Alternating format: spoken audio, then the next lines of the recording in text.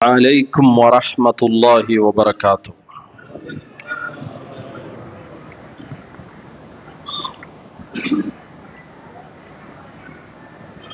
أعوذ بالله من الشيطان الرجيم.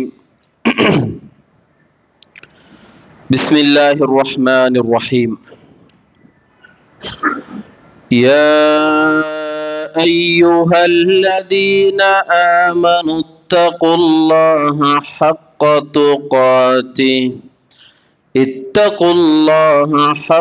تقاته ولا تموتن إلا وأنتم مسلمون واعتصموا بحبل الله جميعا ولا تفرقوا واذكروا نعمة الله عليكم إذ كنتم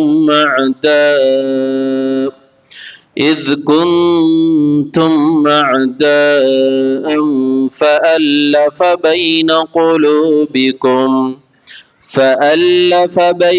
قلوبكم فأصبحتم بنعمته إخوانا وكنتم على شفا حفرة من النار فأنقذكم منها كذلك يبين الله لكم آياته لعلكم تهتدون.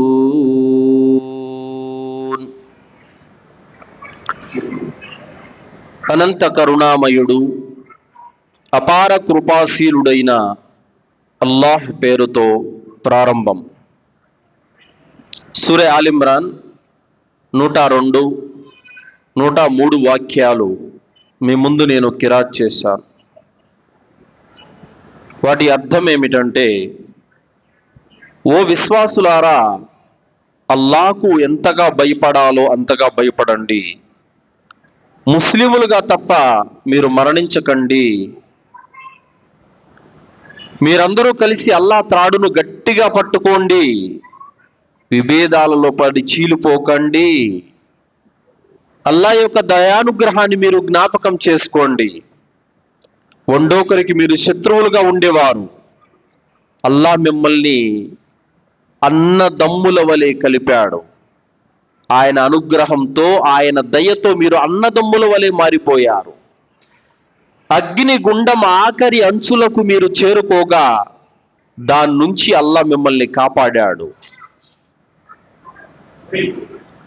సోదరులారా, అల్లాహ్ సుబ్హానహు వ తఆలా ఈ 2 వాక్యాలలో ముస్లిములుగానే మరణించండి అని చెబుతూ, ముస్లిములందరూ కలిసి అల్లాహ్ త్రాడును గట్టిగా పట్టుకోండి, విడిపోకండి, చీలిపోకండి అని అల్లాహ్ ఈ ఆయతులో తెలియజేశాడు. మీరు ఒకప్పుడు శత్రువులుగా ఉండేవారు, కానీ అల్లాహ్ మిమ్మల్ని, మీ హృదయాలను కలిపి అన్నదమ్ముల వలె చేశాడు. అల్లాహ్ మిమ్మల్ని, దానితో మీరు అన్నదమ్ముల వలె మీరు కలిసిపోయారు. అగ్నిగుండం ఆఖరి అంచులకు మీరు చేరుకున్నారంటే మీరు నరకానికి వెళ్ళేవాళ్ళు మీరు.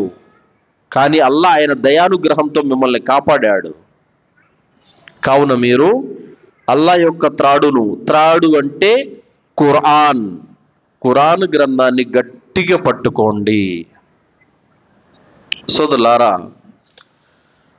నేను నా అంశంలోకి వెళ్ళే ముందు మీ అందరితో ఒక మాట అడుగుతాను.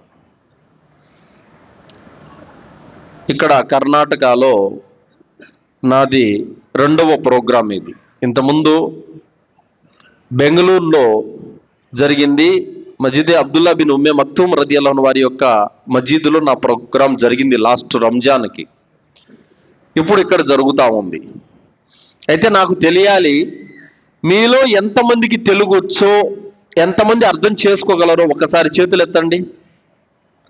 మాషాల్లా, అందరికీ వచ్చు. అయితే ఇంకా ఇబ్బంది లేదు, అల్హమ్దులిల్లా. అలా అయితే ఇంక ఇబ్బంది లేదు. ఓకే సోదరులారా, చెబుతున్నటువంటి మాటలను శ్రద్ధగా వినటానికి ప్రయత్నం చేయండి. ఎందుకంటే నేడు ఇది చాలా అవసరమైనటువంటి అంశం సోదరులారా. అల్లాహ్ సుబ్హానహు వ తఆలా ఏమన్నాడు తెలుసా? మీరు శత్రువులుగా ఉండేవారు ఒకరికొకరు, కానీ మీరు ఆయన దయానుగ్రహంతో అన్నదమ్ముల వలె మీరు మారిపోయారు అని అల్లాహ్ అంటున్నాడు. ప్రవక్త సల్లల్లాహు అలైహి వసల్లం వారు రాక పూర్వం ఔస్ ఖజ్రద్ అనే రెండు తెగలు ఉండేవి. ఔస్ ఖజ్రద్ అనే రెండు తెగలు ఉండేవి. ఆ రెండు తెగలకి తాత ముత్తాతల కాలం నుంచి యుద్ధాలు జరిగేవి. ఆ రెండు వర్గాల మధ్యలో వందల మంది చనిపోయారు. భయంకరమైనటువంటి శత్రుత్వం ఆ రెండు వర్గాల మధ్యన నడిచేది. కానీ ఎప్పుడైతే ఖురాను గ్రంథం వారి మధ్యకు వచ్చిందో, ఎప్పుడైతే ప్రవక్త ముహమ్మద్ సల్లల్లాహు అలైహి వసల్లం వారి యొక్క ధర్మాన్ని వాళ్ళు పట్టుకున్నారో, ఎప్పుడైతే ఇస్లాం స్వీకరించారో, తరతరాలుగా కొట్లాడుకొని చచ్చిపోయే జాతి అన్నదమ్ముల వలె కలిసిపోయారు. అల్హమ్దులిల్లా. దేంతో సాధ్యమైంది? ఖురాన్తో సాధ్యమైంది. అదే అల్లాహ్ అంటున్నాడు, మీరు ఒకరికి శత్రువులుగా ఉండేవారు, ఆయన దయతో ఆయన అనుగ్రహంతో మీరు అన్నదమ్ములుగా మారిపోయారు. మరి ఈరోజు మనము కూడా ముస్లిములమే, మన దగ్గర కూడా ఖురాన్ ఉంది, మన వద్ద కూడా ప్రవక్త ముహమ్మద్ సల్లల్లాహు అలైహి వసల్లం వారి పలుకులు భద్రంగా ఉన్నాయి హదీసుల రూపంలో. మరెందుకు మనలో ఐక్యత లేదు చెప్పండి? నిజంగా మనము ఖురాన్ను విశ్వసించి ఉంటే, బద్ధ శత్రుత్వం కలిగినటువంటి ఔస్ ఖజ్రద్ తెగలు రెండు కలిసిపోయాయి కదా, ఖురానుతో ఏకమయ్యాయి కదా, మరెందుకు ఈరోజు మనం ఏకం కాలేకపోతా ఉన్నాము?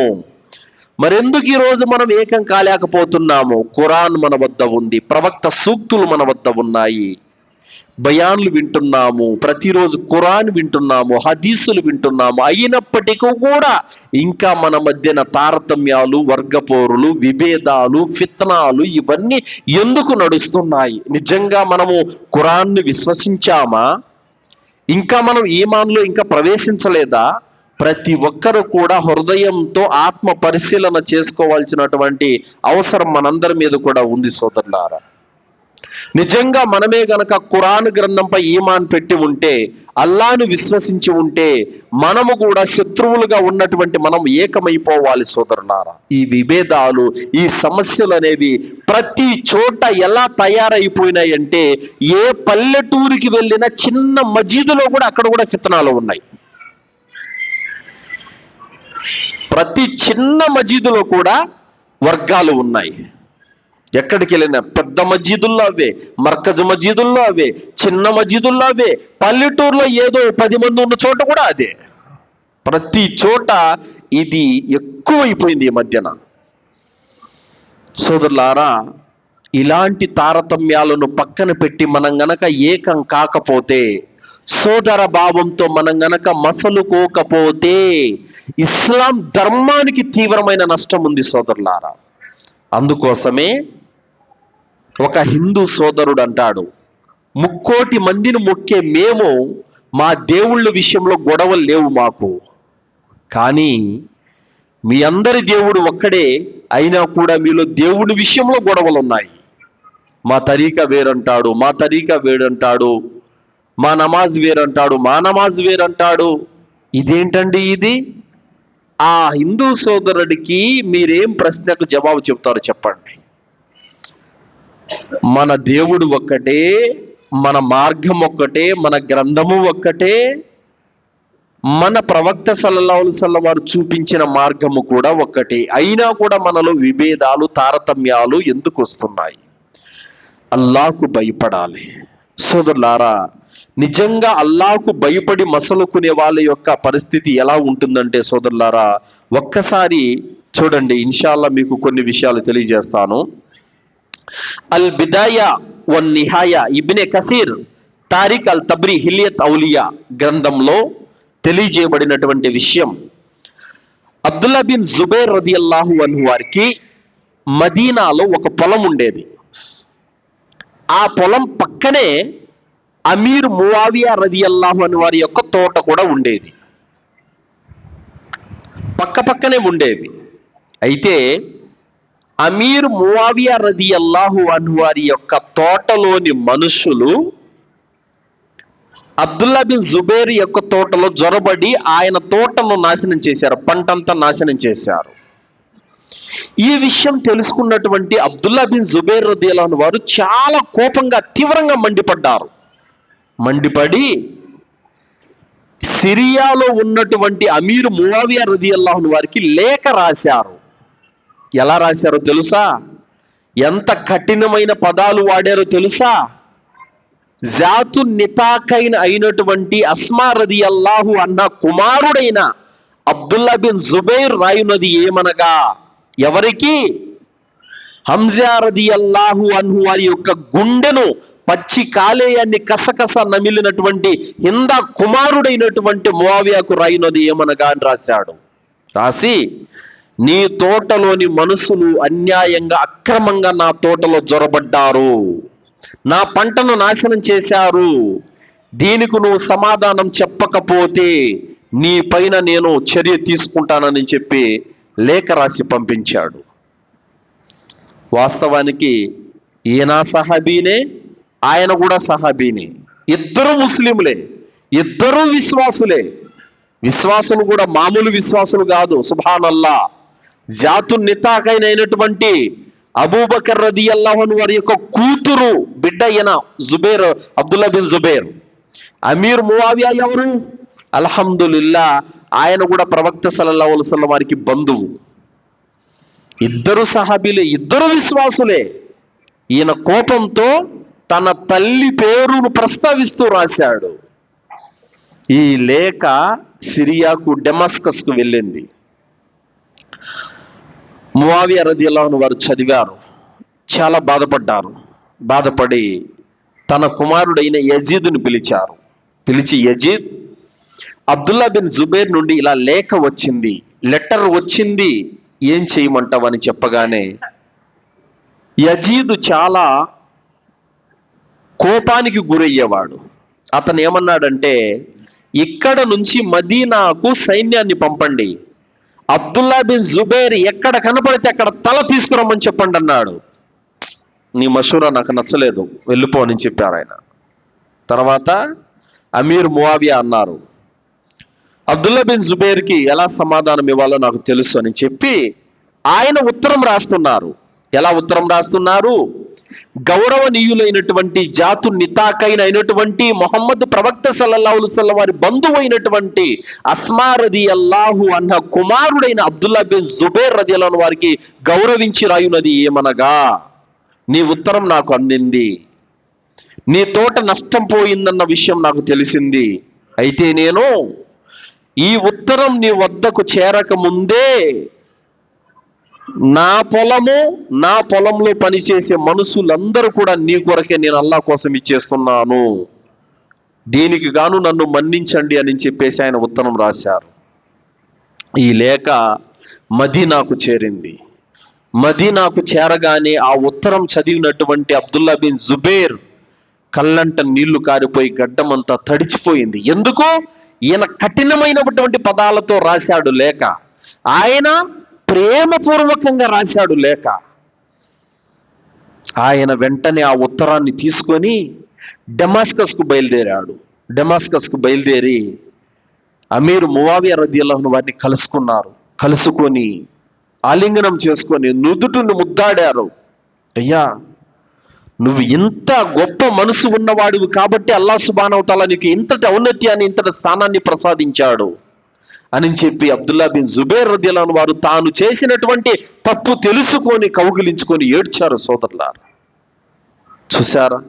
నువ్వెంతానంటే ఎక్కడి వరకు వెళ్తుంది? అగ్గి రాజేసుకుంటుంది, ఫిత్న మొదలవుతుంది, మొత్తం నాశనం అయిపోతుంది. అల్హమ్దులిల్లా, ఒక్క మెట్టు తగ్గితే అల్హమ్దులిల్లా అక్కడ ప్రశాంతమైనటువంటి వాతావరణాన్ని మనం చూడొచ్చు. అల్హమ్దులిల్లా.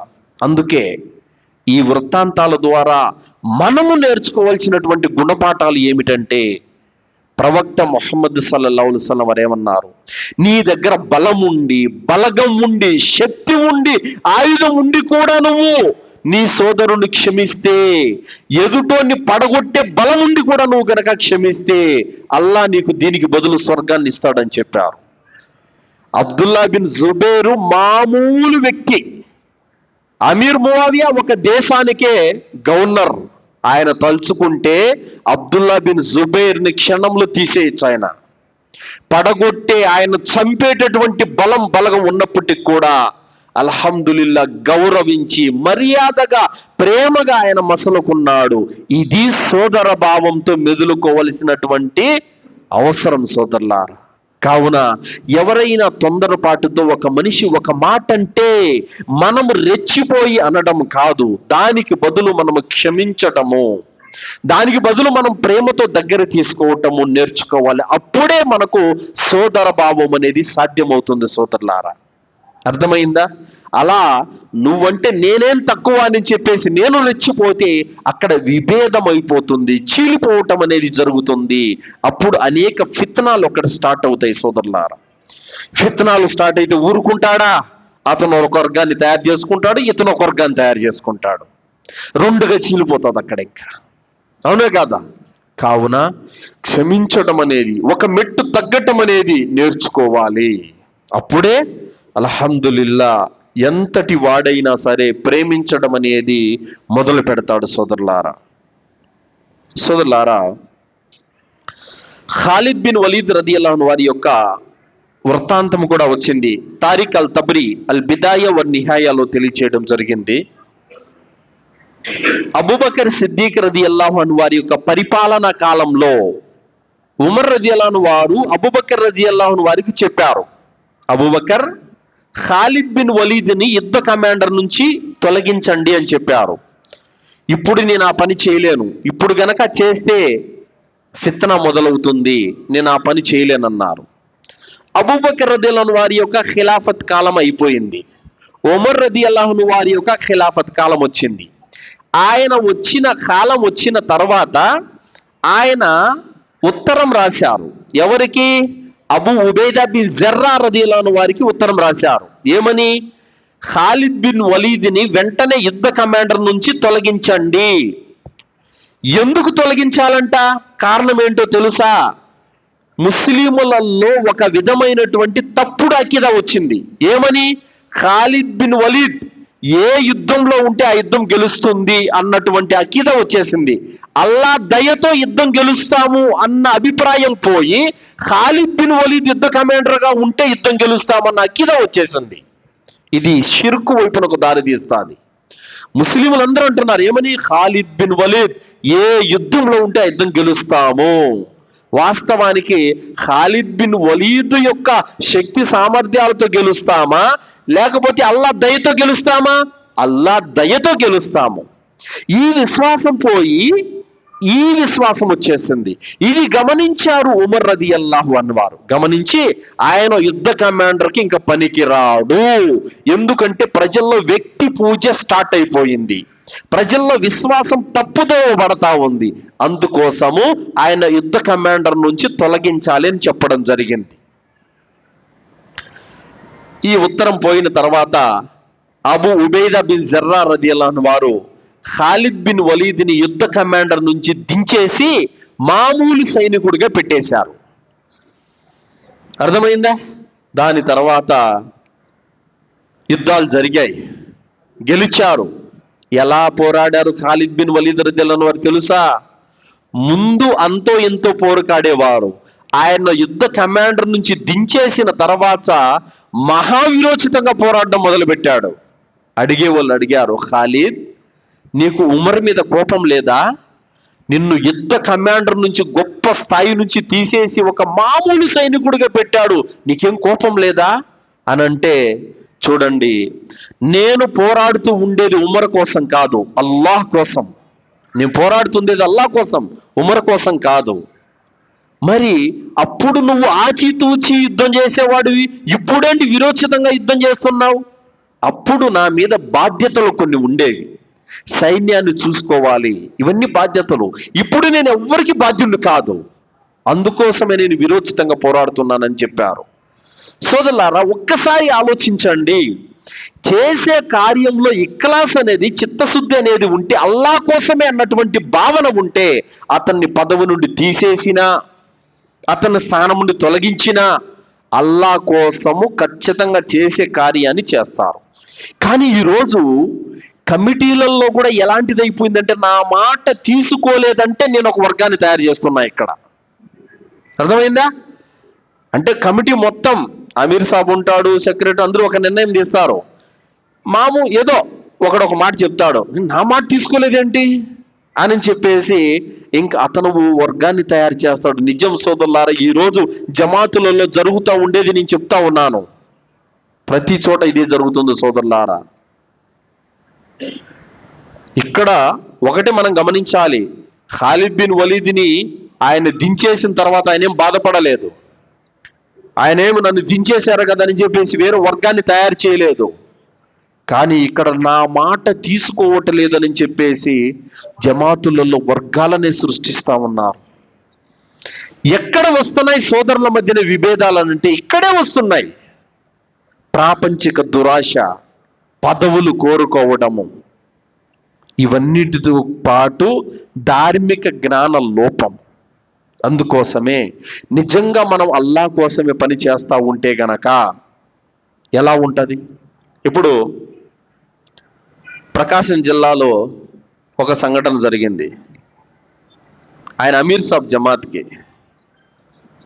మళ్ళీ కమిటీ పెట్టారు, ఎలక్షన్లు వచ్చాయి, కొత్త కమిటీ వచ్చారు. ఆ రోజు నుంచి ఆ అమీర్ సాబ్ నమాజ్కి కూడా రాలేదు, అసలు నమాజ్కి కూడా రాలేదు మసీద్కి. అసలు పదవి పోయేసరికి అతనికి మసీద్ కూడా అక్కర్లేదు, చందా కూడా ఇవ్వడం మానేశాడు. నిజం, ఇలాంటివి జరుగుతున్నాయి సోదరులారా. ఏదైనా ఒక వ్యవస్థ, ఒక జమాత్ సవ్యంగా ముందుకు నడవాలంటే అల్లా కోసం కలవాలే తప్ప పదవుల కోసమో పేరు ప్రాఖ్యాతల కోసమో కాదు సోదరులారా. అల్లా కోసం ఏకం కావాలి. నీకు పదవి ఉన్నా లేకపోయినా, నీ మాట తీసుకున్నా తీసుకోకపోయినా, నువ్వు జమాతుకు చందా ఇవ్వాలి, మస్జిద్లో కార్యక్రమాలు నడపాలి, నువ్వు సహకరించాలి, నువ్వు పని చేయాలి. ఎవరి కోసం? అల్లా కోసం, నీ పరలోకం కోసం. అంతే తప్ప నాకేదో ఇక్కడ ఒరగబెడతారన్నటువంటి ఉద్దేశంతో వస్తే అది నీకెందుకు పనికిరాదు. కావున సోదరులారా, సహాబాల జీవితాల ద్వారా మనం ఏం నేర్చుకుంటున్నాం? అవి కథలు కాదు, నిజంగా వాళ్ళ జీవితాల్లో జరిగినటువంటి అమోఘమైనటువంటి విషయాలు సోదరులారా. అలాగే మనలో ఏదైనా సరే ఒక సమస్య తలెత్తినప్పుడు ఖచ్చితంగా మనం ఏం చేయాలనంటే, ఆ సమస్యను పరిష్కరించుకోవటానికి అల్లా వైపునకు, ప్రవక్త వైపునకు మరలాలి. దేని వైపునకు? అల్లా వైపునకు, ప్రవక్త వైపునకు మరలాలి. అదే అల్లాహ్ తాలా అంటున్నాడు, యా అయ్యుహల్లదీన ఆమను అతీఉల్లాహ వ అతీఉర్ రసూల్. ఓ విశ్వసించిన ప్రజలారా, మీరు అల్లాహకు విధేయత చూపండి, ఆయన ప్రవక్తకు కూడా విధేయత చూపండి. వ ఉలిల్ అమ్రి మిన్కుం, మరియు మీలో అధికారం అప్పగించబడిన వాళ్ళకు కూడా మీరు విధేయత చూపండి. ఫఇన్ తనాజఅతుం ఫీ షైఇన్ ఫరద్దుహు ఇలల్లాహి వ రసూల్. ఒకవేళ మీ మధ్యన ఏదైనా సమస్య తలెత్తితే అప్పుడు మీరేం చేస్తారు?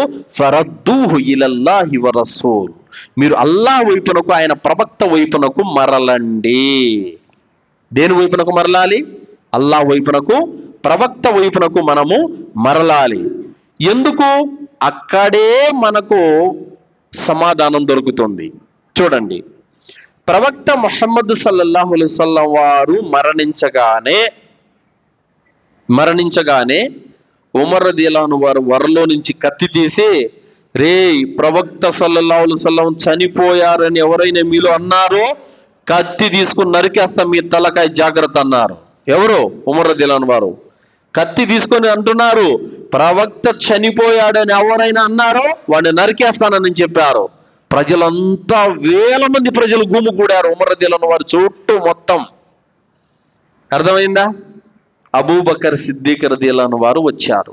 అబూబకర్ రదియల్లాహు అన్హు వారు గొంతు చిన్నది, ఉమర్ రదియల్లాహు అన్హు వారు గొంతు చాలా పెద్దది. అబూబకర్ రదియల్లాహు అన్హు వారు మాట్లాడుతుంటే ఎవరు పట్టించుకోవట్లా, ఉమర్ రదియల్లాహు అన్హు వారు మాట వింటున్నారు. అబూబకర్ రదియల్లాహు వారు ఒక ఎత్తైన ప్రదేశానికి వెళ్ళి నిలబడుకొని, ప్రజలారా ఇటు రండి అన్నాడు. అందరూ ఆయన వైపునకు వచ్చారు. గుర్తుపెట్టుకోండి, ఎవరైతే ప్రవక్త ముహమ్మద్ సల్లల్లాహు అలైహి వసల్లం వారిని దైవంగా భావిస్తున్నారో వారు గుర్తుపెట్టుకోండి, ప్రవక్త సల్లల్లాహు అలైహి వసల్లం వారు ఒక మానవుడు, ఆయన చనిపోయాడు. ఎవరైతే అల్లాహ్ను ఆరాధిస్తున్నారో వారు గుర్తుపెట్టుకోండి, ఆయన అల్లాహ్ సజీవుడు, ఆయనకు చావు లేదు. ఎవరైతే ప్రవక్త సల్లల్లాహు అలైహి వసల్లం వారు చనిపోలేదు అన్న భావనలో ఉన్నారో వారందరూ కూడా అపమార్గం పాలైపోతారు అని సూరే ఆల్ ఇమ్రాన్ 144వ ఆయత చదివారు. ఏం చదివారు? అక్కడ తెలియచేశారు, ఓ ప్రవక్త, నీకన్నా ముందు వచ్చినటువంటి ప్రవక్తలందరూ మరణించారు, నీవు కూడా మరణించవలసి ఉంది. ఒకవేళ ఈ ప్రవక్త చనిపోతే మీరు మీ ధర్మం నుండి మరలిపోతారా? గుర్తుపెట్టుకోండి, తన ధర్మం నుండి మరలిపోయేవాడు అల్లాహ్కి ఏ నష్టం కలిగించలేడు. ఈ ఆయత్ చదవగానే ఉమర్ రదియల్లాహు అన్హు వారి యొక్క కోపం అంతా చల్లారిపోయి కత్తి కింద పడేశారు.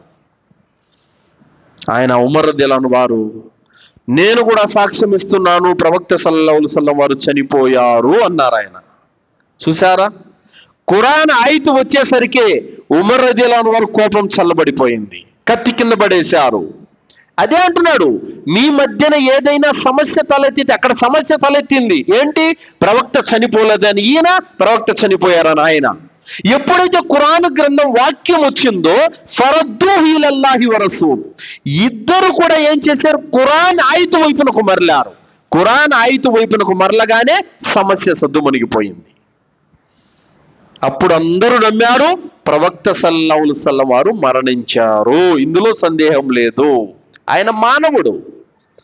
ఈరోజు ముస్లింల్లో కూడా చాలా తప్పుడు అకీదా ఉంది, ప్రవక్త ముహమ్మద్ సల్లల్లాహు అలైహి వసల్లం వారు చనిపోలేదు అని చెప్పేసి. ఏమండి, చనిపోయారా? చనిపోలేదా? చనిపోయారు. ఆయన మానవుల్లో ఉత్తముడు. అయితే అల్లాహ్ మార్గంలో చనిపోయిన వారిని మృతులు అనకండి. ఎందుకు అనకండి అనంటే వాళ్ళు అల్లాహ్ వద్ద సజీవంగా ఉన్నారు. అర్థమైందా? ఆ మాత్రానికి నిజంగానే చనిపోలేదనంటే మరి మస్జిద్ నబవీలో సమాధిలో ఉన్నటువంటిది, ఆ సమాధి ఎవరిది? ప్రవక్తదే కదా. చనిపోకపోతే మరి ఇప్పుడు ఆయన ఎక్కడున్నారు? సౌదీలో ఉన్నారా? సౌదీలో ఉంటే మదీనాలో ఉన్నారా? మక్కాలో ఉన్నారా? ఎక్కడున్నారు? ఉంటే మనతో మాట్లాడాలి కదా. లేదు, భౌతికంగా ఆయన చనిపోయారు, ఇది నమ్మాలి. సో కావున ఇక్కడ వాళ్ళిద్దరి మధ్యన తలెత్తినటువంటి ఆ సమస్య అల్లాహ్ దయ వల్ల సద్దుమణిగిపోయింది. అందుకోసమే మనలో ఈ రోజు ఏదైనా సమస్య తలెత్తితే, ఏదైనా గొడవ జరిగితే మనం ఏం చేయాలంటే అల్లాహ్ గ్రంథం వైపునకు మరలాలి మనం. ఈరోజు అందుకేనండి, ఈరోజు ఎందుకు తెలుసా, ఒకరు చేతులు ఎడగడతారు, ఒకరు కింద కడతారు, ఒకరు ఆమీన్ అంటారు, ఒకరు ఆమీన్ చెప్పరు. ఎందుకు ఈ తారతమ్యాలు? ఇరు వర్గాల వారు ఖురాన్ హదీస్ వైపునకు రావడం లేదు. మా ఇమాము ఏది చెబితే అదే, మా మౌల్ సాబ్ ఏది చెబితే అదే, హదీస్తో మాకు పని లేదు, మా ఖురాన్తో మాకు పని లేదు. అర్థమైందా? నలుగురితో నారాయణ, గుంపులో గోయిందా అన్నట్టుగా మా మౌల్ సాబ్ ఏది చెబితే అదే. మేము ఒక ఇమామును నమ్ముకున్నాము, ఆ ఇమామునే ఫాలో అవుతాం. గ్రంథంతో మాకు పని లేదు, ప్రవక్తతో మాకు పని లేదు. ఇది వదిలిపెట్టేసి ఖురాన్లో ఏముందో, హదీసుల్లో ఏముందో వస్తే గనక సమస్య క్లియర్ అయిపోతుంది. అక్కడ అలా రావడం లేదు. అందుకోసమే సహాబీలు వారి మధ్యన ఏదైనా జరిగితే వెంటనే అల్లాహ్ గ్రంథం వైపునకు వారు మరలేవారు. అందుకు అక్కడ సమస్య అనేది సద్దుమణిగిపోయింది. కావున సోదరులారా, మన మధ్యన ఏదైనా సరే ఒక సమస్య తలెత్తినప్పుడు అల్లాహ్ వైపునకు ఆ విషయాన్ని మరల్చాలి. సోదరులారా, అల్లాహ్ సుబ్హానహు తఆలా సోదరుల మధ్యన ఎలాంటి ప్రేమ, ఎలాంటి ఐక్యతను అల్లాహ్ తఆలా నేర్పాడో తెలుసా? చూడండి, అమ్మ ఆయిషా రదియల్లాహు అన్హా వారి మీద వ్యభిచార నింద మోపారు. తెలుసా? వ్యభిచార నింద మోపారు అంటే అమ్మ ఆయిషా రదియల్లాహు అన్హా వారు ప్రవక్త సల్లల్లాహు అలైహి వసల్లం వారితో పాటు యుద్ధానికి వెళ్ళింది. ఆయనకు తోడుగా ప్రవక్త సల్లల్లాహు అలైహి వసల్లం వారు ఎక్కడైనా ప్రయాణం వెళ్ళినప్పుడు తన భార్యలలో ఎవరినో ఒకరిని వెంట పెట్టుకొని వెళ్ళేవారు. అయితే ఆమె చాలా బక్కపలచగా ఉండేది. అంబారి అంటే తెలుసు కదా, కొయ్యల మీద ఒక అది కట్టి దాని మీద కూర్చోబెడతారు. ఆ విధంగా అంబారీలో ఆమెను తీసుకెళ్లారు. తిరుగు ప్రయాణంలో ఏం జరిగిందంటే అమ్మ ఆయిషా రదియల్లాహు అన్హా వారు యొక్క అంబారీ సైన్యం వెనకాల వస్తా ఉంది. తర్వాత సైన్యం అంతా ముందెళ్ళిపోయింది. ఆమె కాలకృత్యాల కోసమని దిగి వెళ్ళిపోయిన చోట అక్కడ కంఠహారం పడిపోయింది. ఆమె తిరిగి వచ్చేసరికి కంఠహారం పడిపోయిందని మళ్ళీ వెనక్కి వెళ్ళి దాన్ని వెతుక్కుంటూ ఉన్నింది.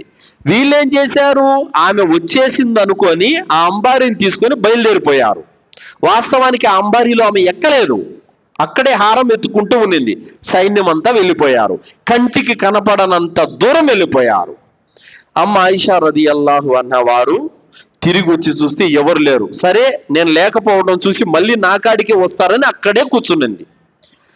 వెనకాల సైనికుల యొక్క వస్తువులు పడిపోతే కనిపెట్టడానికి, ఆ వస్తువులను భద్రంగా తీసుకురావడానికి ఒక సహాబీ ఒంటెతో పాటు వస్తున్నారు. ఆయన చూశారామని. చూసిన తర్వాత ఇన్నా లిల్లాహి వ ఇన్నా ఇలైహి రాజిఊన్, అమ్మా విశ్వాసుల మాతృమూర్తి మీరు ఏడెందుకున్నారని చెప్పగానే నా హారం పడిపోయింది, నేను వెతుక్కుంటూ ఉండగా వీళ్ళు వెళ్ళిపోయారని చెప్పగానే అప్పుడు ఆ సహాబీ ఆమెను ఒంటి మీద ఎక్కించి ఆయన నడుస్తూ వస్తున్నారు. అయితే ఒక చోట ప్రవక్త సల్లల్లాహు అలైహి వసల్లం వారు ఆగారు. ఆగిన తర్వాత వీళ్ళిద్దరూ ఒంటరిగా అమ్మ ఆయిషా రదియల్లాహు అన్హా వారు ఒంటి మీద ఉన్నారు, ఆయన కింద నడుస్తూ ఉన్నారు. ఈ రావటం చూసి సహాబీలలో కొంతమందిలో అనుమానము మొదలైంది. అల్లాహ్ తాలా ఈ మాట చెప్పాడు, ఈ యొక్క అపవాదును లేపిన వాళ్ళు మీలోని వారే. ఈ అపవాదును లేపింది ఎవరో కాదు, మీలోని వారే. ఈ విషయాన్ని మీరు చూడగానే ఇది అబద్ధమని మీరు ఎందుకు అనలేదు? మీ కళ్ళతో చూడని దాన్ని మీరు ఆ నోట ఈ నోట వ్యాపింపజేశారు. ఇది మీ దృష్టిలో చిన్నది, అల్లాహ్ దృష్టిలో మహా అపరాధం ఇదని అల్లాహ్ తాలా తెలియజేశాడు. ఆ విధంగా అనుమానాలకు గురైపోయి అబ్దుల్లా బిన్ ఉబై చెవుకి చేరింది. వాడికి ఏంటి, వాడికి ప్రవక్త సల్లల్లాహు అలైహి వసల్లం వారిని కించపరచటమే కావాలి. వాడేం చేశాడు, మదీనా అంతా కూడా వ్యాపింప చేశాడు. ఈ విషయాన్ని టామ్ చేశారు. ప్రవక్త సల్లల్లాహు అలైహి వసల్లం వారి భార్య పలానా వ్యక్తితో ఇలా ఒంటరిగా వచ్చింది అని వ్యభిచార నింద మోపారు. దీనితో ప్రవక్త ముహమ్మద్ సల్లల్లాహు అలైహి వసల్లం వారు అబూబకర్ రదియల్లాహు అన్హు వారు కృంగిపోయారు. ఎంత కృంగిపోయారంటే ప్రవక్త సల్లల్లాహు అలైహి వసల్లం వారు ఏం మాట్లాడటం లేదు, అబూబకర్ రదియల్లాహు అన్హు వారు ఏం మాట్లాడటం లేదు. అమ్మ ఆయిషా రదియల్లాహు అన్హా వారు ఏడుస్తూనే ఉన్నారు. ఆ ప్రవక్త సల్లల్లాహు అలైహి వసల్లం వారు అనుమతి తీసుకొని అబూబకర్ రదియల్లాహు అన్హు వారి ఇంటికి వెళ్ళిపోయింది, అమ్మగారింటికి వెళ్ళిపోయింది. ఆమె అక్కడ కూర్చొని ఏడుస్తా ఉంది. అయితే ఈ వ్యభిచార నింద మోపినటువంటి వాళ్ళల్లో అబూబకర్ రదియల్లాహు అన్హు వారి యొక్క బాబాయి కుమారుడైన మిస్తాహ్ కూడా ఉన్నాడు. అబూబకర్ రదియల్లాహు అన్హు వారికి దగ్గర బంధువు బాబాయి కుమారుడైన మిస్తాహ్ కూడా ఉన్నాడు. ఆ మిస్తాహ్ కూడా ఈ నింద వేశాడు. అబూబకర్ రదియల్లాహు అన్హు వారికి కోపం వచ్చింది. మిస్తా ఇస్లాం స్వీకరించి మక్కా నుంచి మదీనాకు వచ్చాడు. మదీనాకు వచ్చిన తర్వాత అబూబకర్ రదియల్లాహు అన్హు వారు అతని పోషణ బాధ్యత అంతా ఈయన తీసుకున్నాడు. రేషన్ ఇచ్చేవాడు ఆయనకి, పేదవాడని చెప్పి. అబూబకర్ రదియల్లాహు అన్హు వారు కోపంతో తన కూతురు మీద నింద వేశాడన్నటువంటి బాధతో అల్లాహ్ సాక్షిగా నేను మిస్తాకు ఇంకెలాంటి సహాయం చేయనని చెప్పేసి ప్రమాణం చేశాడు. ఈ ప్రమాణం చేయగానే అబూబకర్ రదియల్లాహు అన్హు ఈ ప్రమాణం చేయగానే అల్లాహకు ఈ విషయం నచ్చలేదు. అల్లాహ్ సుబ్హానహు తాలా సూరే నూర్ 51వ వాక్యంలో అల్లాహ్ సుబ్హానహు తాలా ఈ విషయాన్ని తెలియజేస్తున్నాడు. ఏమని, మీలోని స్థితివంతులు ధనవంతులు అల్లాహ్ మార్గంలో వలస వచ్చినటువంటి వారికి ఇవ్వబోము అని ప్రమాణాలు పలకరాదు. వారిని క్షమించాలి, ఉపేక్షించాలి. ఏమి, అల్లాహ్ మిమ్మల్ని క్షమించాలని మీరు కోరుకోరా? మరలాంటప్పుడు మీరు ఇతరుల తప్పులను మీరెందుకు క్షమించరు అని అల్లాహ్ సుబ్హానహు తాలా అబూబకర్ రదియల్లాహు అన్హు వారినే వారిస్తున్నాడు. దీని ద్వారా మనకేమర్థమవుతుందండి? మిస్తాహ్ పాల్పడింది మామూలు పాపానికా?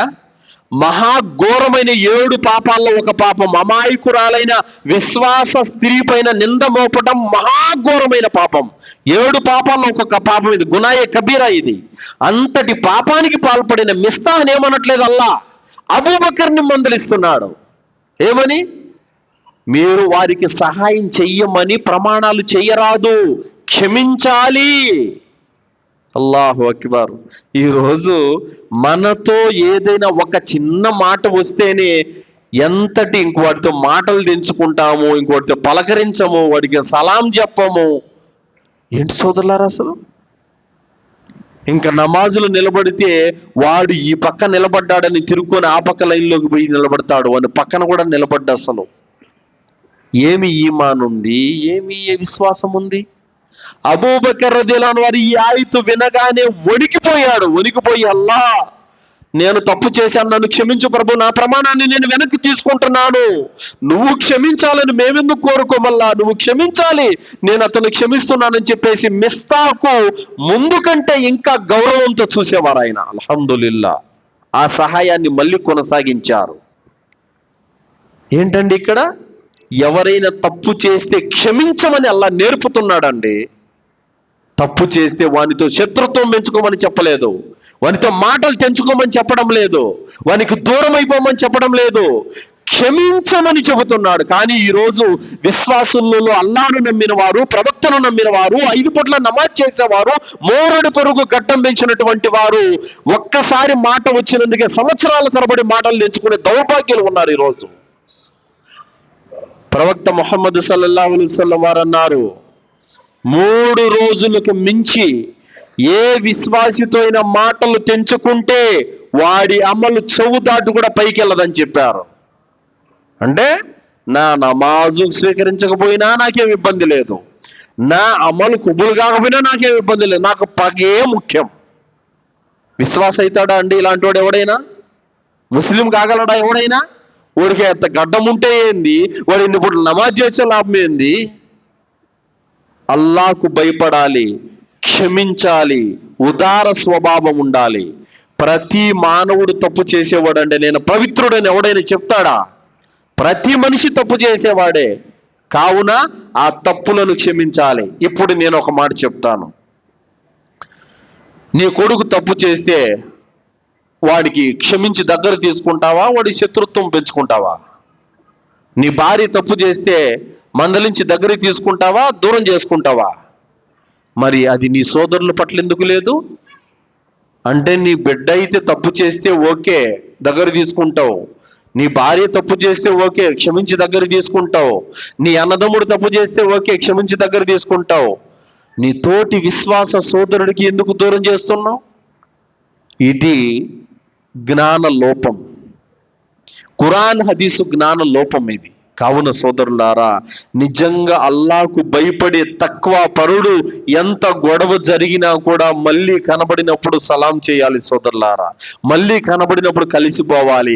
ఏ వ్యక్తి అయితే తన కోపాన్ని, తన పగను పక్కన పెట్టేసి అల్లా కోసం ముందుగా క్షమాపణ చెబుతాడో వాడికి పుణ్యాలు ఎక్కువ. అల్హమ్దులిల్లా. ఎవడైతే ఎడముఖం పెడముఖంతో కోపతాపంగా ఉంటాడో వాడిని అల్లా ఇష్టపడాడు.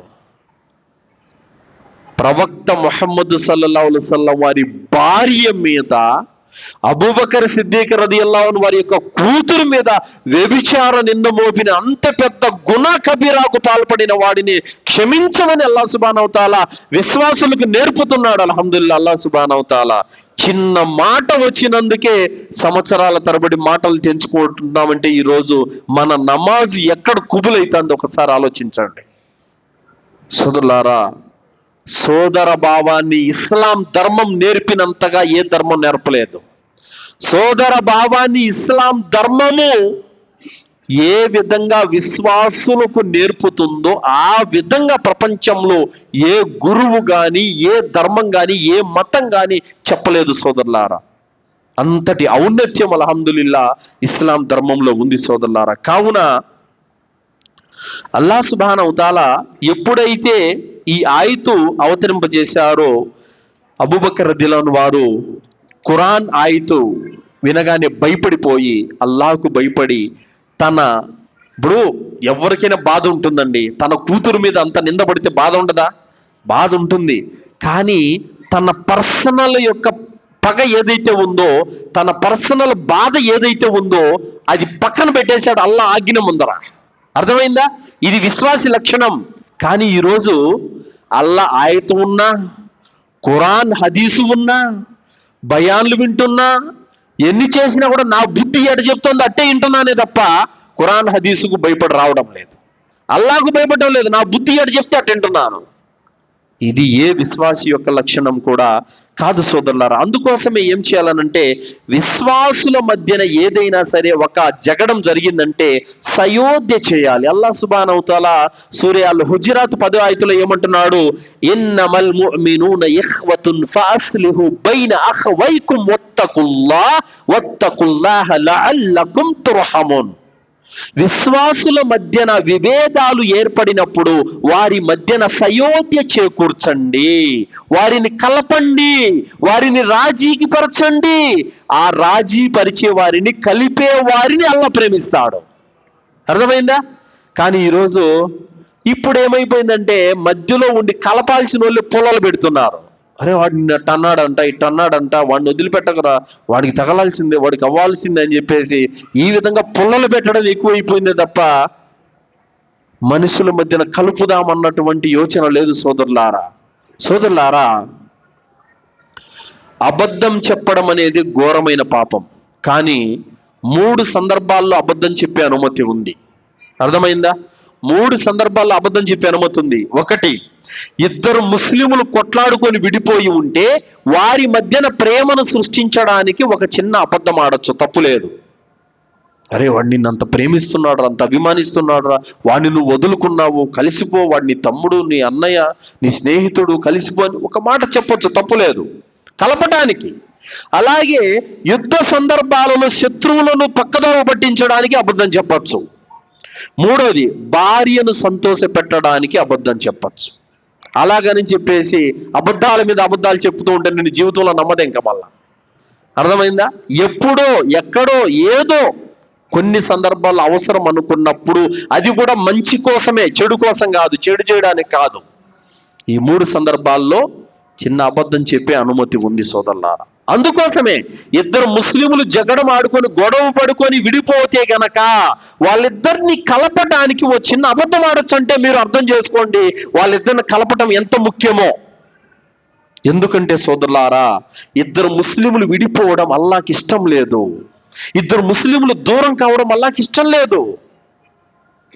కావున సోదరులారా, అల్లాహ్ సుబ్హానహు వ తఆలా సయోధ్య చేసే వారిని, రాజీ పరిచే వారిని అల్లాహ్ ప్రేమిస్తాడు. ఇద్దరు ముస్లిములు ఎవరైనా కొట్లాడుకున్నారంటే మధ్యలో ఒక పెద్ద మనిషి వాళ్ళిద్దరిని కూర్చోబెట్టి మాట్లాడి మంచిగా 4 మాటలు చెప్పి వాళ్ళని కలపాలి సోదరులారా. ఇది గుణవంతుని యొక్క లక్షణం, ఇది విశ్వాసి యొక్క లక్షణం, ఇది అల్హమ్దులిల్లా. కావున మనలో కూడా జ్ఞానవంతులు ఏం చేయాలంటే, ఎవరైనా విడిపోతే మాకెందుకులే బా సమస్య అని చెప్పేసి అనుకోకూడదు. ఖచ్చితంగా వారిని కలపటానికి ప్రయత్నము చేయాలి సోదరులారా. ఎప్పుడైనా కూడా చూడండి సోదరులారా, అల్లాహ్ యొక్క భయం అనేది ఎక్కడైతే మనుషుల హృదయాలలో ఉంటుందో అక్కడ జమాత్ బాగుంటుంది, సోదరుల మధ్యన ఐక్యత బాగుంటుంది, కుటుంబ వ్యవస్థ కూడా బాగుంటుంది. ఎక్కడైతే హృదయాలలో అల్లాహ్ భయం ఉండదో అక్కడ ఏది కూడా నిలబడదు సోదరులారా. ఒక సందర్భంలో అబూజర్ రదియల్లాహు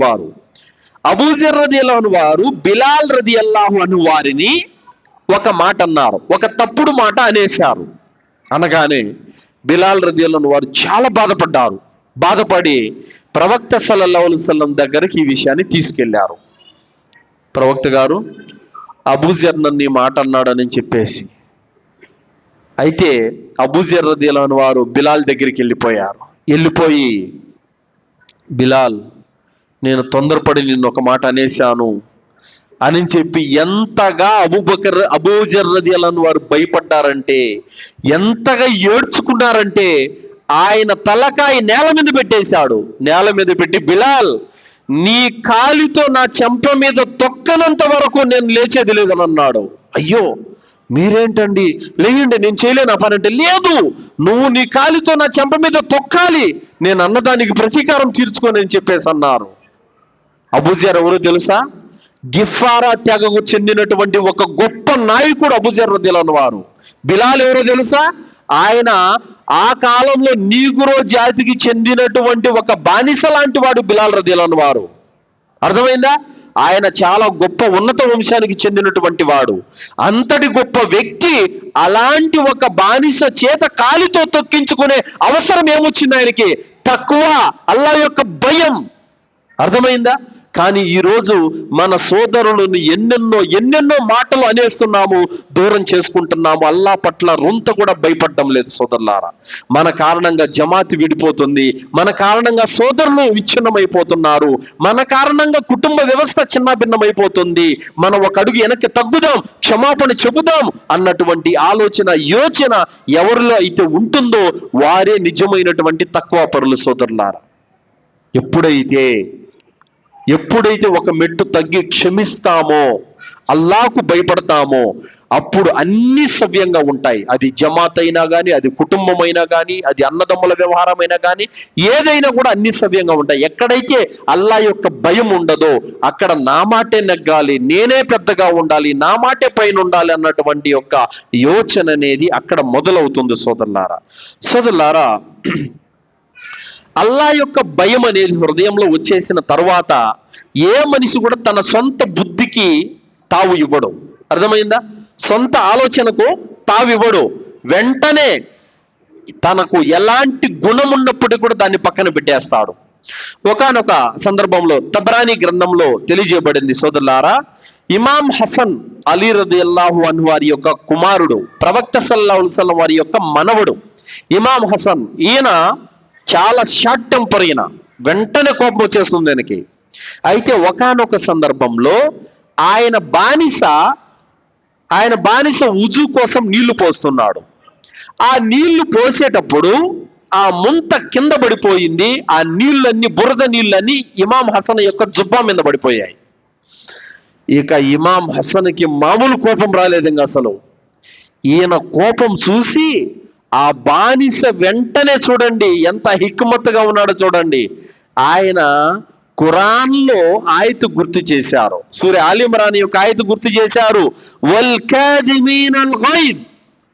ఇమాం హసన్ గారు, అల్లాహ్ ఖురాన్లో అంటున్నాడు, వారు తమ కోపాన్ని దిగమింగుతారు అని అల్లాహ్ అంటున్నాడు అని చెప్పగానే ఇమాం హసన్ తన కోపాన్ని అంతా దిగమింగుకొని నేను కోపాన్ని దిగమింగాను అని చెప్పారు ఆయతు వినగానే. అల్లాహు అక్బర్. దాని తర్వాత అంటున్నారు, వల్ ఆఫియా అనిన్నాస్, వాళ్ళు ప్రజల తప్పులను క్షమిస్తారు అని అల్లాహ్ అంటున్నాడండి అని అన్నారు. నేను నిన్ను క్షమించాను అని చెప్పారు ఇమాం హసన్ రదియల్లాహు వారు. అలాగే వల్లాహు యుహిబ్బుల్ ముహ్సినీన్, ఇలాంటి సదాచార సంపన్నులని అల్లాహ్ ప్రేమిస్తాడు అని చెప్పగానే నేను అల్లాహ్తో ప్రేమింపబడాలనుకుంటున్నాను, నిన్ను బానిసత్వం నుండి విడుదల చేస్తున్నాను పోనని చెప్పారు. ఇది సోదరులారా, మనలో మన్నింపు వైఖరి ఉంటే మనం నిజమైన ముస్లిం అని గుర్తుపెట్టుకోండి. మనలో ఉదార స్వభావం, క్షమాగుణం ఉంటే మనం నిజమైన మోమిన్ అని గుర్తుపెట్టుకోండి సోదరులారా. అది నీ హృదయంలో లేదంటే, నీ సోదరుని క్షమించే తత్వం నీలో లేదా, నీలో మృదుత్వము, క్షమాగుణం లేదా, నువ్వు అసలు మునాఫిక్ కింద లెక్క, ఇంకా ముస్లిం కాలేవు. క్షమాగుణం ఉండాలి సోదరులారా. ప్రవక్త సల్లల్లాహు అలైహి వసల్లం వారి కూతురు జైనబ్ రదియల్లాహు అన్హా గర్భంతో ఉంది. శత్రు బాణంతో కొడితే ఆమె ఒంటె మీద నుంచి కింద పడిపోయి గర్భం కోల్పోయింది. కన్న కూతురు, గర్భంతో ఉన్న కూతురు ప్రవక్త సల్లల్లాహు అలైహి వసల్లం వారు చూస్తూ ఉండగానే కళ్ళ ముందర గిలగిలా కొట్టుకొని చనిపోయింది. ఎంత బాధ ఉంటుంది తండ్రికి. అలాంటి శత్రువు కూడా కలిమా పలికిన తర్వాత ప్రవక్త సల్లల్లాహు అలైహి వసల్లం వారు క్షమించారు, అల్హమ్దులిల్లా. అంతకంటే గొప్ప శత్రుత్వం నీ సోదరుడు నీతో ఏమైనా చేశాడా? మరి ఎందుకు క్షమించలేకున్నావు? అంత పెద్ద శత్రుత్వం నీతో ఏమైనా ఉందా? లేదు. మరి ఎందుకు క్షమించలేకున్నావు? ఇదేంటంటే విశ్వాసం యొక్క లోపం సోదరులారా. జ్ఞానం యొక్క లోపం ఇది. నిజంగా ఏ ముస్లింలో అయితే ఈమాన్ నిండుగా ఉంటుందో, ఏ ముస్లింలో అయితే జ్ఞానం ఉంటుందో, ఏ ముస్లిం అయితే అల్లాహ్కు భయపడతాడో, అతను ఎదురుగా ఉన్నటువంటి సోదరులు ఎన్ని తప్పులున్నా, ఎన్ని పాపాలున్నా క్షమిస్తాడు. అల్హమ్దులిల్లా. క్షమించే గుణం లేదంటే నీ హృదయం చచ్చిపోయిందని అర్థం, నీ హృదయంలో జీవం లేదని అర్థం సోదరులారా. కావున క్షమాగుణం ఉంటే అందరిలో ఐక్యత అనేది ఉంటుంది సోదరులారా. క్షమించే గుణం ఉంటే ఐక్యత ఉంటుంది. ప్రవక్త సల్లల్లాహు అలైహి వసల్లం వారు ఆయన ఎంత మంది శత్రువులను క్షమించారండి. ఎన్ని హదీసులు చదివితే తన బాబాయి గుండెను నమిలినటువంటి హిందాను కూడా క్షమించారు, తన కూతుర్ను చంపిన శత్రువును కూడా క్షమించారు. 17 సార్లు ప్రవక్త ముహమ్మద్ సల్లల్లాహు అలైహి వసల్లం వారి మీద హత్యా ప్రయత్నం చేసిన శత్రువులను కూడా క్షమించారు ప్రవక్త సల్లల్లాహు అలైహి వసల్లం వారు. మనలో ఒక్క మాట వస్తేనే ఈరోజు ఇంత శత్రుత్వం అంటే సోదరులారా, ఇంకే ఎక్కడ జమాతు నిలబడతాది, ఎక్కడ ఐక్యత ఉంటుంది సోదరులారా. కావున ఆ ప్రవక్త ఏ క్షమాగుణం అయితే మనకు నేర్పాడో అది మనకు రావాలి. లకద్ కాన లకుం రసూలుల్లాహి అస్వతున్ హసన. అల్లాహ్ తఆలా ఏమన్నాడు? ఈ ప్రవక్తలో మీకు ఆదర్శం ఉంది అన్నాడు. అర్థమైందా? ఈ ప్రవక్తలో మీకు ఆదర్శం ఉంది అని చెప్పాడు అల్లాహ్ సుబ్హానహు వ తఆలా. కాబట్టి ఆ ప్రవక్తను మనం ఆదర్శంగా తీసుకుంటేనే అప్పుడు మనము అందరం కూడా సవ్యంగా ఉండగలం సోదరులారా. ప్రవక్త ముహమ్మద్ సల్లల్లాహు అలైహి వసల్లం వారు అన్నారు, మీ కోసం ఇష్టపడేదే మీ సోదరుని కొరకు ఇష్టపడనంత వరకు మీరు మోమిన్ కాలేరు అని చెప్పారు. మీరు దేన్నైతే ఇష్టపడతారో, దేన్నైతే మీరు కోరుకుంటారో అది మీ సోదరుని కోసం కోరుకోనంత వరకు మీరు మోమిన్ కాలేరు అని చెప్పారు సోదరులారా. మరి నీ గౌరవం నలుగురిలో నవ్వులు పాలు కావడం నువ్వు ఇష్టపడతావా? నీ మాన మర్యాదల మంట కలవటాన్ని నువ్వు ఒప్పుకుంటావా? మరి నీ గౌరవం పోవడం నువ్వు ఒప్పుకోవడం లేదు, నీ మాన మర్యాదలు మంట కలిసిపోవడం నువ్వు ఒప్పుకోవడం లేదు, మరి నీ సోదరుని పరువు మాత్రం నలుగురిలో తీస్తున్నావు. ఇది అల్లాహ్ ఎలా ఇష్టపడతాడు? మనం గౌరవంగా బతకడాన్ని మనం ఇష్టపడతాం, మనం నలుగురిలో తలెత్తుకొని తిరగటాన్ని మనం ఇష్టపడతాం. మరి అదే గౌరవంగా బతకటాన్ని, అదే తలెత్తుకొని తిరగటాన్ని మనం మన సోదరుని కోసం కూడా కోరుకోవాలి. అప్పుడు మనలో ఈమాను ఉన్నట్టు సోదరులారా. అల్లాహ్ సుబ్హానహు వ తఆలా సూరా అన్ఫాల్ 73వ ఆయతులో అల్లాహ్ ఏమంటున్నాడంటే, అవిశ్వాసులు ఒకరికొకరు స్నేహితులు, వారు కలిసిగట్టిగా ఉంటారు. అవిశ్వాసులు ఒకరికొకరు సహాయం చేసుకుంటారు, వాళ్ళు మిత్రులు. మీరు కూడా వారిలాగా స్నేహితులుగా ఉండకపోతే మీలో ఫిత్నా మొదలవుతుంది అని అల్లాహ్ తాలా. వాళ్ళ మాదిరిగా మీరు కూడా ఏమవ్వాలి? ఏకం కావాలి, లేదంటే మీలో ఫిత్నా మొదలవుతుంది అంటున్నాడు అల్లాహ్. కావున మనము ఏకం కావాలి. అందుకే చూడండి, అవిశ్వాసులు వాళ్ళ ధర్మం విషయంకి వచ్చేసరికి, వారి యొక్క దేవుడి విషయం వచ్చేసరికి వాళ్ళంతా ఒకటైపోతారు. కానీ మనం ధర్మం విషయము, జమాతు విషయం దగ్గరకు వచ్చేసరికి మనం మాత్రం ఏకం కాలేకపోతా ఉన్నాం. ఇది మన లోపం సోదరులారా. అల్లాహ్ సుబ్హానహు వ తఆలా ప్రతి విషయం గురించి మనకు నేర్పాడు. ఈ రోజుల్లో గీబత్ అనేది కూడా చాలా ఎక్కువైపోయింది సోదరులారా, చాలా ఎక్కువైపోయింది.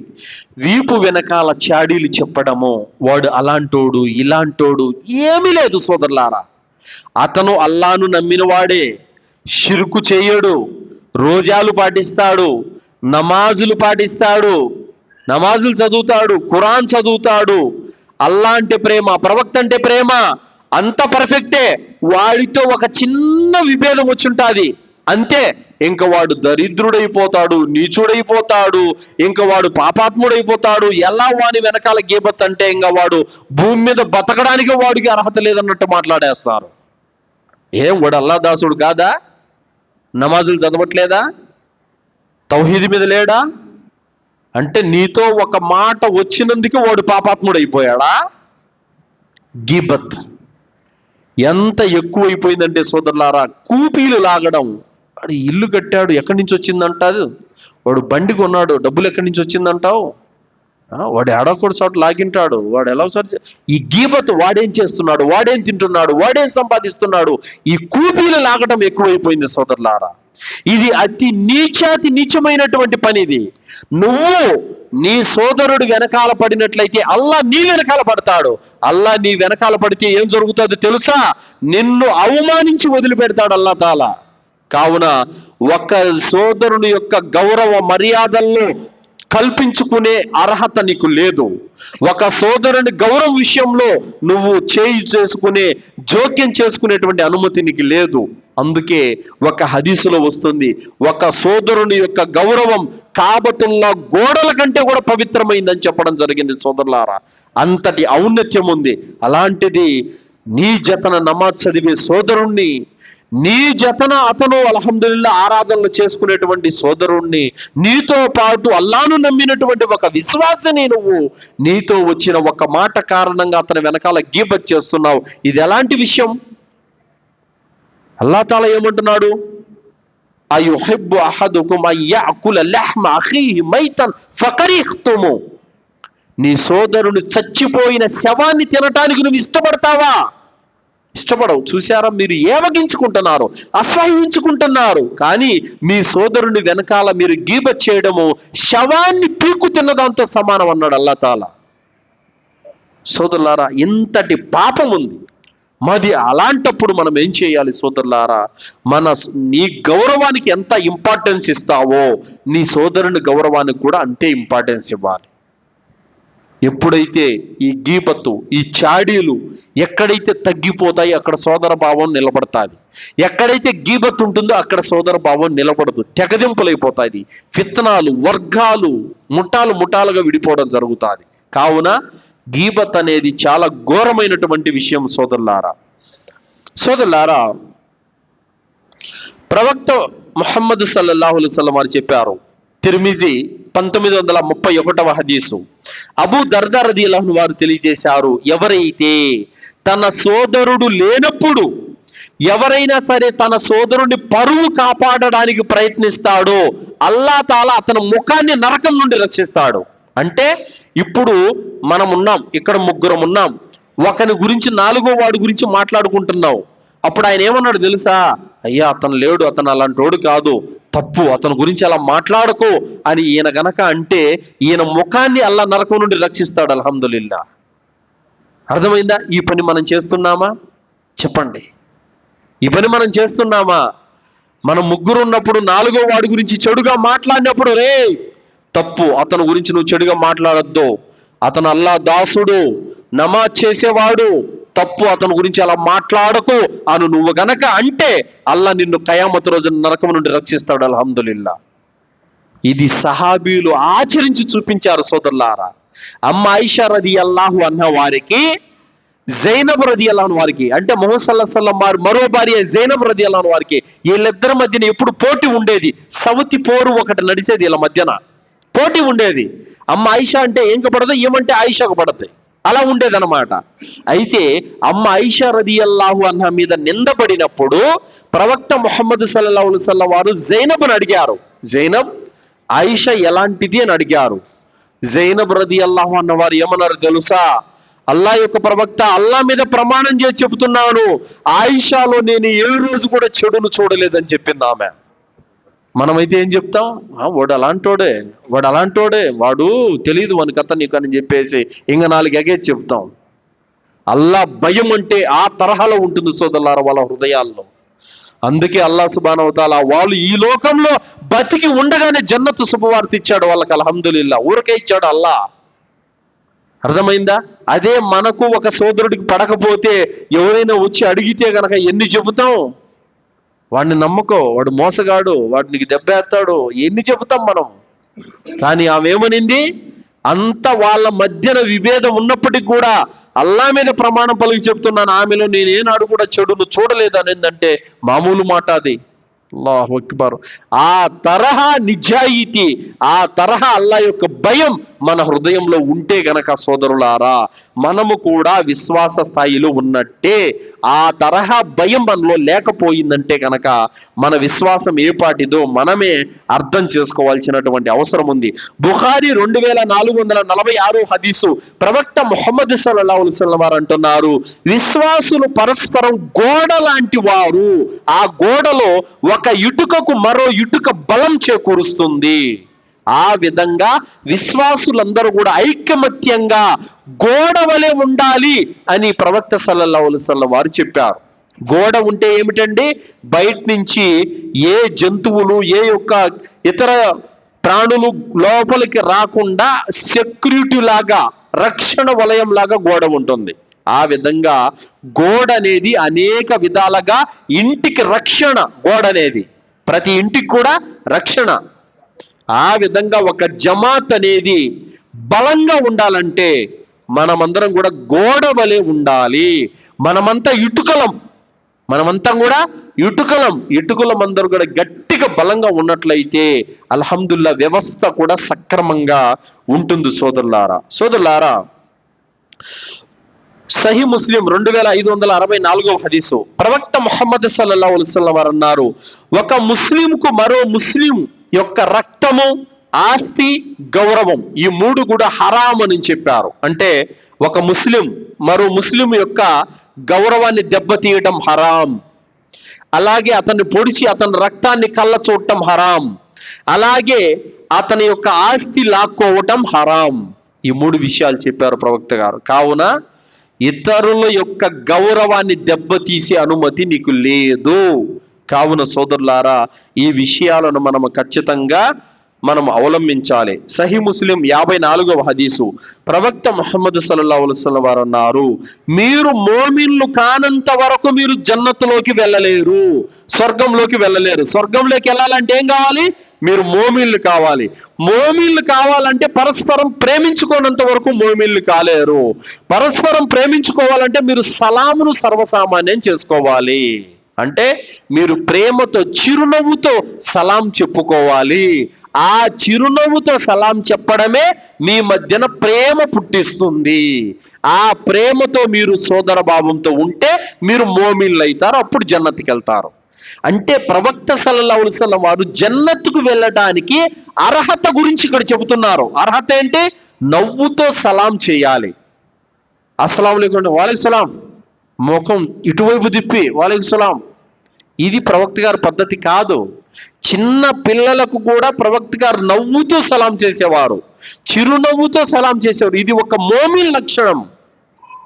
అలా చేస్తే ఎదుటివాడి హృదయంలో మన ప్రేమ పుడుతుంది, అప్పుడు సోదర భావం ఏర్పడుతుంది, అప్పుడు మనము జన్నతుకు వెళ్ళే అవకాశం ఉంది. కావున సోదరులారా, ప్రవక్త సల్లల్లాహు అలైహి వసల్లం వారు అబూబకర్ రదియల్లాహు వారి మధ్యన ఎలాంటి స్నేహం ఉండేది! అల్లాహు అక్బర్, ఎలాంటి స్నేహం ఉండేది! ప్రవక్త సల్లల్లాహు అలైహి వసల్లం వారు చనిపోయే ముందన్నారు, నేను అందరి రుణాన్ని తీర్చాను, అబూబకర్ రుణాన్ని తీర్చడం నా వల్ల కాదు, అది అల్లా తీరుస్తాడని చెప్పారు. ఎందుకు? ప్రవక్త సల్లల్లాహు అలైహి వసల్లం వారు తెచ్చినటువంటి ధర్మాన్ని నమ్మిన మొదటి వ్యక్తి అబూబకర్ రదియల్లాహు వారు. ప్రవక్త సల్లల్లాహు అలైహి వసల్లం వారికి ఎలాంటి ప్రాణహాని కాకుండా తన శరీరాన్ని అడ్డుపెట్టి ప్రాణాన్ని కాపాడిన వారు అబూబకర్ రదియల్లాహు వారు. అందుకే అల్హమ్దులిల్లాహ్ ఇస్లాం ధర్మంలో అబూబకర్ రదియల్లాహు వారికి ఈ లోకంలో ఉండగానే స్వర్గ శుభవార్త లభించింది. అల్హమ్దులిల్లాహ్, అంతటి ఔన్నత్యం కలిగినటువంటి వ్యక్తి ప్రవక్త ముహమ్మద్ సల్లల్లాహు అలైహి వసల్లం వారు ఎలాంటి విషయాలను మనకు నేర్పారంటే సోదరులారా, వాటిని ఖచ్చితంగా మనం పాటించాలి. చివరి విషయం చెప్పి నేను ముగిస్తాను సోదరులారా. హునైన్ యుద్ధంలో విశ్వాసులు గెలిచారు, అవిశ్వాసులు ఓడిపోయారు. ఓడిపోయిన తర్వాత యుద్ధ ధనం లభించింది, మాలే గనీమత్. ఎంత లభించింది తెలుసా? 24,000 ఒంటెలు దొరికాయి, 40,000 మేకలు దొరికాయి, 6,000 మంది బానిసలు దొరికారు. వెండి, కత్తులు, లేళ్లు, ఖడ్గాలు 6 టన్నుల సామాగ్రి లభించింది. హునైన్ యుద్ధంలో భారీ మాలే గనీమత్ వచ్చి పడింది. ఈ మాలే గనీమత్ అంతా ప్రవక్త ముహమ్మద్ సల్లల్లాహు అలైహి వసల్లం వారు మక్కా వదిలి మదీనాకు వచ్చిన ముహాజిర్లకు పంచిపెట్టేశారు. అంతా అన్సార్లకు ఏమీ లేదు. ఈ విషయము మదీనాలో ఉన్నటువంటి మునాఫికుల చెవును పడింది. మునాఫికులు ఏం చేశారంటే, ముహమ్మద్ ఏమి న్యాయం చేస్తున్నాడయ్యా, యుద్ధంలో మెడలు నరికించుకోవడానికి మనము కానుకలు వాళ్ళక అని చెప్పి ఒక గొడవ సృష్టించారు.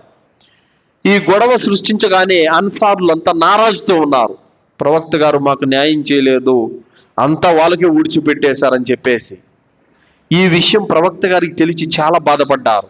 వాళ్ళందరినీ, అన్సారులందరినీ కూడా ఒక చోట పోగవమని చెప్పి మసూరా పెట్టారు. అన్సారులారా, మీరు ఈ మాట అన్నారని నాకు తెలిసింది, నిజంగానే అన్నారా? అవును ప్రవక్త, మాలో అన్నారు. మాలే గనీమత్ అంతా వాళ్ళకి పనిచేశారు, మాకేం ఇవ్వలేదని మేము బాధపడ్డ మాట వాస్తవమే. చూడండి అన్సారులారా, వాళ్ళు అల్లా మార్గంలో మక్కాలో ఉన్నటువంటి ఇల్లులు, భూములు, ఆస్తులు అన్ని వదిలిపెట్టి కట్టు బట్టలతో వాళ్ళు అల్లా కోసం మదీనాకు వచ్చారు. వాళ్ళకి ఇల్లులు లేవు, సరిగా బట్టలు లేవు, సరిగా ఉండటానికి స్థితి లేదు. వాళ్ళు కూడా మీ స్థాయికి రావాలనే వాళ్ళకు ఉన్నదంతా పంచిపెట్టేశాను. మీకు ఇల్లులు ఉన్నాయి, మీకు భూములు ఉన్నాయి, మీకు అన్నీ ఉన్నాయి, కానీ మీ స్థాయికి వాళ్ళు రావాలని అలా చేశానే తప్ప మీకు అన్యాయం చేయాలని కాదు. ఒక్కటి చెబుతున్నాను వినండి, మీ ప్రవక్త మీ వైపు ఉన్నాడు, మాలే గనీమత్ ముహాజీల వైపు ఉన్నారు. మీకు ఏది కావాలో కోరుకోండి అన్నారు. మాకు మాలే గనీమత్ వద్దు, మాకు ప్రవక్తే కావాలన్నారు. అల్హమ్దులిల్లా, ఆ మాట ప్రవక్త సల్లల్లాహు అలైహి వసల్లం వారు నిలబడిపోయారు. అందుకే ఆయన ప్రాణం పోయేంత వరకు అన్సారులతో పాటే ఉన్నారు. అల్హమ్దులిల్లా. ఆ విధంగా ప్రవక్త ఒక్క మాట చెప్పగానే అన్సార్లు ముహాజిర్ల మధ్యన గొడవ స్టాప్, అందరూ ఏకమైపోయారు. మునాఫికులకు చెంప చెల్లు అనే విధంగా సమాధానం ఇచ్చారు. సోదరులారా, ఎందుకు చెబుతున్నామంటే ఖురాన్ వాక్యాలు మన మధ్యన ఉన్నాయి, అదే ప్రవక్త సూక్తులు మన మధ్య ఉన్నాయి. ఆ ఔస్ ఖజ్రజ్ తెగలు కలిసిపోయినట్టు మనం ఎందుకు కలవలేకున్నాము? ఆ బిలాల్ రదియల్లాహు వారు, అబూజర్ రదియల్లాహు వారు కలిసిపోయినట్టు ఆ క్షమాగుణం మనలో ఎందుకు లేదు? అబూబకర్ రదియల్లాహు వారు మిస్తాను క్షమించిన విధంగా మనం ఎందుకు మన సోదరులను క్షమించలేకున్నాము? అన్సార్లు ముహాజిర్లు కలిసిపోయినట్టుగా మనం ఎందుకు కలిసిపోలేకున్నాము? అంటే వాళ్ళలో ఉన్నదేంటి, మనలో లేనిదేంటి? వాళ్ళలో తక్కువ ఉంది, వాళ్ళలో ఈమాన్ ఉంది, అల్లాహ్ పట్ల భయం ఉంది, సదాచరణం ఉంది. మనలో ఇవన్నీ లోపం ఉన్నాయి కాబట్టి మనం కలవలేకపోతా ఉన్నాం. సోదరులారా, మన పగలు, మన కక్షలు, మన ప్రతీకారాలు ఇవన్నీ పక్కన పెట్టి అల్లాహ్ ధర్మం కోసం, అల్లాహ్ ధర్మాన్ని అభివృద్ధి చేయడానికి మనమందరం కూడా ఏకం కావాల్సినటువంటి అవసరం ఎంతైనా ఉంది. సోదరులారా, ఇలాంటి చిన్న చితక మాటలతో విడిపోతే, తెగిపోతే మన ధర్మానికి నష్టం ఉంది. ఒక్కసారి చెప్పండి, ఈ యొక్క ప్రాంతంలో, ఏ ఊరిది? తకలకోట. ఈ ఊర్లో ఇస్లాం ధర్మాన్ని మీరందరూ ముస్లింలు ఎంతమంది ముస్లిమేతర సోదరుల వద్దకు అల్లాహ్ సందేశాన్ని చేరవేశారు చెప్పండి. మన మీద బాధ్యత లేదంటారా? అల్లాహ్ మనల్ని అడగడంటారా? ఖచ్చితంగా ప్రశ్నిస్తాడు. ఆ రోజున అల్లాహ్ దగ్గర మీరేం సమాధానం చెప్తారు? సోదరులారా, అల్లాహ్ యొక్క సందేశాన్ని ప్రజల్లోకి తీసుకెళ్లాలంటే మనమందరం మమేకం కావాలి. విభేదాలు, గొడవలు, సమస్యలు పక్కన పెట్టి సోదర భావంతో ఉండి జమాతును డెవలప్ చేయాలి. సోదరులారా, జమాతును బలపరచాలి. జమాతు బలపడిందంటే మన ఇస్లాం ధర్మం బలపడుతుంది. అల్హమ్దులిల్లా. మజీదులు ఏర్పడతాయి, మదర్సాలు ఏర్పడతాయి, ధర్మం అభివృద్ధి చెందుతుంది. అల్హమ్దులిల్లా. కావున ఐక్యత అనేది ఇంపార్టెంట్. ఐక్యత లేకపోతే గనక ఖచ్చితంగా నష్టపోతాం. మన 4వ తరగతిలోనో 5వ తరగతిలోనో ఒక పాఠం చదువుకున్నాం. 4 ఎద్దులు కలిసి అడవికి పోయిన రోజున, రోజు 4 ఎద్దులు కలిసి అడవికి పోయావు. సింహం ఆ 4 ఎద్దులు తిరగబడ్డం చూసి ఏం చేసుకోలేక పారిపోయేది సింహం. కానీ 4 ఎద్దులు విభేదాలు వచ్చి ఒక ఎద్దిట్టు వెళ్ళిపోయింది. సింహం ఒక్కొక్క దాన్ని ఏరి పడేసింది, తినేసింది. ఐక్యత లోపిస్తే ఇదే జరుగుతుంది. ఐక్యత లేదంటే వర్గాలుగా, గ్రూపులుగా విడిపోతే ఖచ్చితంగా మనల్ని శైతాను టార్గెట్ చేస్తాడు. శైతాను అల్లాహ్ యొక్క పని చేయనీయకుండా చేస్తాడు. కావున ఐక్యతతోటి జమాతును డెవలప్ చేసుకోవాలి. అభివృద్ధి చెందితే గనక ఇస్లాం ధర్మం బలపడుతుంది. కొత్త వ్యక్తులు ఇస్లాంలోకి వస్తారు, షిర్కు చేసే ముస్లింలు ఇస్లాంలోకి వస్తారు. మన ఐక్యత, మన యొక్క బలం ఎదుట చూసే సమాజం వారికి ఒక గుడ్ మెసేజ్ కావాలి, మంచి మెసేజ్ కావాలి. సోదరులారా, కావున ఐక్యత అనేది చాలా ఇంపార్టెంట్. ఐక్యత ఉంటే గనక అల్లాహ్ కారుణ్యం ఉంటుంది. సలఫ్ పండితులు ఏమంటారో తెలుసా? లైలతుల్ ఖద్ర్ ఎప్పుడుందో అల్లాహ్ సుబ్హానహు వ తఆలా ప్రవక్త సల్లల్లాహు అలైహి వసల్లం వారికి చెప్పాడు. లైలతుల్ ఖద్ర్ రంజాన్ లో ఏ రోజులో లైలతుల్ ఖద్ర్ ఉందో చెప్పేశాడు. అయితే ఆ విషయాన్ని తన సహచరులకు చెప్పడానికి ప్రవక్త గారు దారిలో వస్తా ఉంటే ఇద్దరు ముస్లింలు కొట్లాడుకుంటున్నారు. ఆ ఇద్దరు ముస్లింలు కొట్లాడుకుంటే ఆ పంచాయతీలో దూరారు ప్రవక్త గారు. ఇది మదిలోంచి తీసేశాడు అల్లాహ్ సుబ్హానహు వ తఆలా. వెళ్ళిపోయింది. సలఫ్ పండితులు ఏమంటారంటే ఇద్దరు ముస్లింలు గొడవ పడితే అల్లాహ్ కారుణ్యం వెళ్ళిపోతుంది, కలిసి ఉంటే అల్లాహ్ కారుణ్యం తోడుంటుంది. కావున సోదరులారా, ఐక్యత ఇంపార్టెంట్. ఐక్యత గురించి మనం నేర్చుకోవాలి, ఐక్యతను మనము ఆచరించాలి. అప్పుడే ఇస్లాం ధర్మము అభివృద్ధి చెందుతుంది సోదరులారా. చాలా అల్లాహ్తో నేను దువా చేస్తూ ముగిస్తున్నాను. విన్నటువంటి విషయాలపైన సదాచరణ చేసే సద్బుద్ధిని అల్లాహ్ మనందరికీ ప్రసాదించుగాక. అల్లాహ్ సుబ్హానహు వ తఆలా మనందరికి కూడా ఈ విభేదాలను, ఈ తారతమ్యాలను తొలగించి ఏకతాటిపై అన్నదమ్ముల వలె కలిసి జీవించే భాగ్యాన్ని అల్లాహ్ మనందరికీ ప్రసాదించుగాక. అల్లాహ్ సుబ్హానహు వ తఆలా మనకు బ్రతికినన్నాళ్ళు ఖురాన్ హదీసు వెలుగులో జీవితం గడిపే భాగ్యాన్ని ప్రసాదించుగాక.